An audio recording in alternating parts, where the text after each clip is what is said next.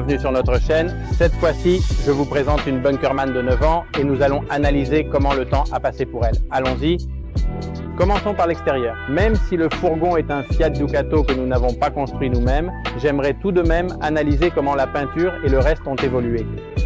Dans ce cas, la peinture est le gris fer de cette époque, comme on peut le voir.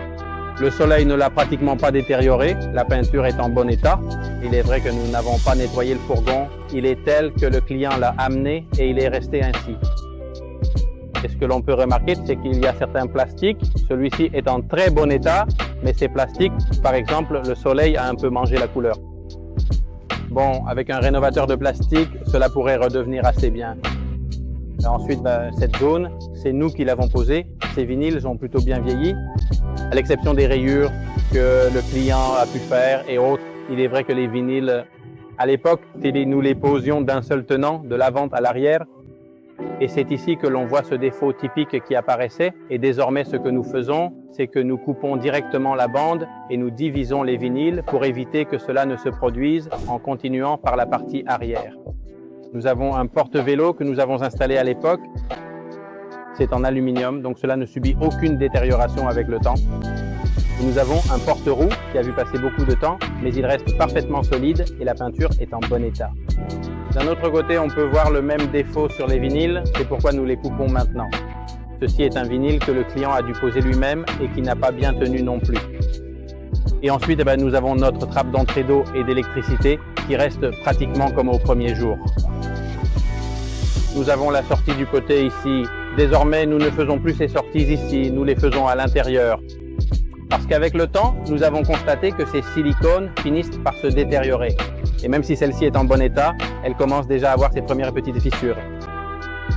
En ce qui concerne la cabine, après 9 ans, on peut voir qu'elle est presque comme à l'origine. Au final, ce sont des véhicules industriels conçus pour durer. Donc, avec un propriétaire soigneux, il l'a presque comme au premier jour. C'est la zone du siège qui subit généralement le plus d'usure. Dans ce cas, le client prend soin de son véhicule et on ne remarque aucune trace d'usure nulle part. Le reste du siège est très dur. Ces sièges, peu importe à quel point on les sollicite, ne vont pas s'abîmer. 9 ans plus tard, la cuisine ne bougera pas d'un poil. L'abattant est aussi solide qu'au premier jour. À l'époque, nous avions un atelier. Et nous avons pu constater que plusieurs de ces meubles se détachaient. Et dans ce cas, après 9 ans, je n'ai aucune crainte de tirer sur ce meuble, je sais qu'il ne va pas se détacher. Dans les anciennes salles de bain, nous fabriquions les receveurs de douche en fibre de verre et maintenant, nous les faisons en acier inoxydable.